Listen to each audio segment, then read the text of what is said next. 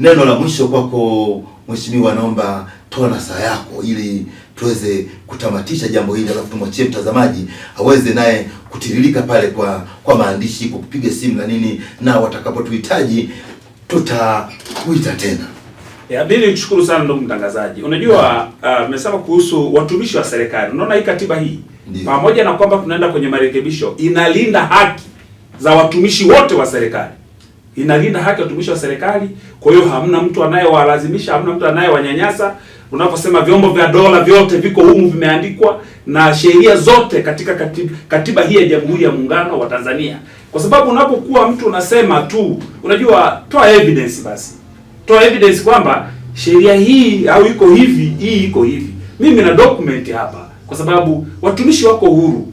Wako huru, ndio maana ilani hii ni mkataba wa wananchi, haki zao zote zimehifadhiwa. Kwa hiyo hamna kitu cha, hata ninapofika wakati wa uchaguzi unakuta tume ya uchaguzi inajua zaidi kuliko, sababu wao ndio wataalamu zaidi, kwa sababu lazima wakala awepo mle ndani wakati kura zote zinaendeshwa na kila kitu. Kwa hiyo hii katiba pamoja na kwamba tunaenda kuitengeneza, lakini hii ni ya wananchi na haki zote zimehifadhiwa huko ndani. Huwezi leo ukaanza kumnyanyasa mtumishi wa serikali, huwezi ukafanya chochote eti kwa sababu tu labda wanasiasa mkaanza kuwatuhumu watumishi wa serikali. Wana weledi mzuri wa kazi, wameapa na wanatumikia nchi hii kwa weledi kwa mujibu wa katiba hii ya Jamhuri ya Muungano wa Tanzania. Kwa anaweza akashiriki siasa kupitia akiwa mtumishi wa serikali na akashiriki chama kingine kama ushiriki akiwa CCM na asidhurike. Hii imeeleza kuna mwanasiasa, kuna watumishi wa serikali ambao wanafanya kazi za serikali. Wanasiasa ndio maana hapa tuko hapa. Mimi ni katibu wa vijana, yule pale mwenyekiti wa Chadema, tuko hapa. Sio mwanasiasa. Yeye sio mwanasiasa. Sio yuko shuleni anafundisha. Yule yuko shuleni anafundisha.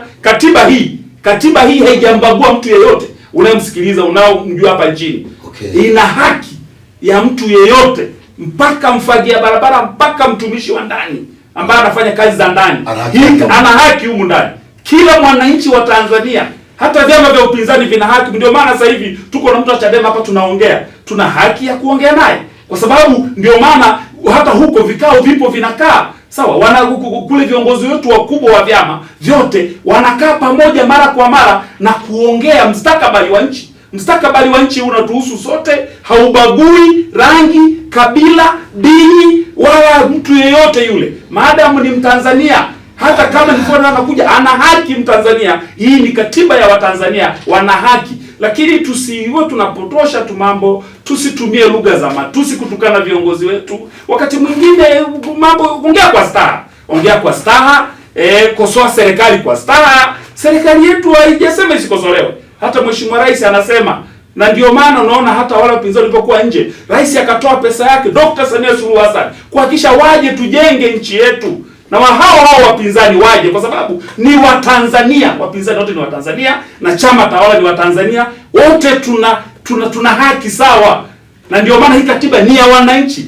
Lakini CCM tunaandika kwenye ilani kwa sababu ni takwa sasa tunaendana na wakati, tutengeneze katiba ambayo haitatuletea maneno mengi. Na niwapongeze sana juzi Zanzibar ACT, umeona ACT Wazalendo na CCM juzi ikisimamia na Dr. Samia Suluhu Hassan amesimamia kwa ajili ya hilo lote, kwa sababu ndio ujue maridhiano yale ni ya Tanzania nzima. Wao wanaona kwamba ni Zanzibar, lakini aliyesimamia ni Rais Dr. Samia Suluhu Hassan. Kwa hiyo ukiongea kwa staha, kama kuna tatizo, rais wetu Dr. ni msikivu. Kama Zanzibar imewezekana, kwa nini hapa bara isiwezekane? Tunataka maoni yako kwa mambo kama haya. Umesikia mwenyewe kiongozi akidadavua kwa kina, na anasema kwamba kila Mtanzania ana haki, na mtu yote aliko Tanzania, uwe mgeni uwe mwenyeji, kama ingia kihalali, haki yako iko ndani ya katiba. Mheshimiwa